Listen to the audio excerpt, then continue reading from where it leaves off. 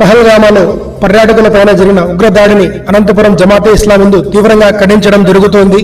పర్యాటకుల పైన జరిగిన ఈ ఉగ్రదాడి ఎటువంటి మత ప్రాతిపదికన జరగలేదు. ఎందుకంటే చనిపోయిన వారిలో అక్కడ ముస్లింలు ఉన్నారు, హిందువులు ఉన్నారు, అన్ని మతాల వారు ఉన్నారు.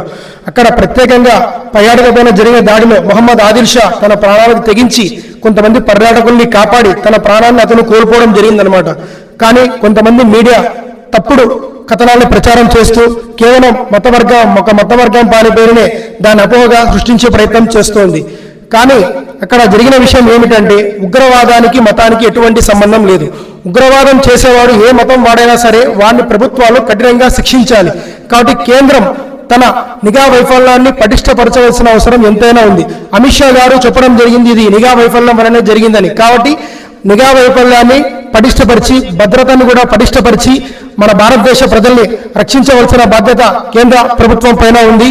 శుక్రవారం నమాజ్ అనంతరం ఇక్కడ మసీదులో చనిపోయిన వారి ఆత్మ కోసం ముస్లింలు ఇక్కడ ప్రార్థన చేయడం జరిగింది. అదేవిధంగా వారి కుటుంబ సభ్యులకు సహన స్థైర్యాన్ని అల్లా తాలా ప్రసాదించాలని చెప్పి ఇక్కడ ముస్లింలు అందరూ కూడా అల్లాతో వేడుకోవడం జరిగింది. కాబట్టి ఉగ్రదాడికి మతానికి ఎటువంటి సంబంధం ఉండదు. ఇటువంటి సంఘటన ఎక్కడ జరిగినా కూడా ప్రజలందరూ ముక్త కంఠంతో ఖండించవలసిన అవసరం ఎంతైనా ఉంది. కాబట్టి మేము అనంతపురం జమాతే ఇస్లామీ తరపున ఈ పర్యాటకుల పైన ఉగ్రదాడిని తీవ్రంగా ఖండిస్తున్నాము.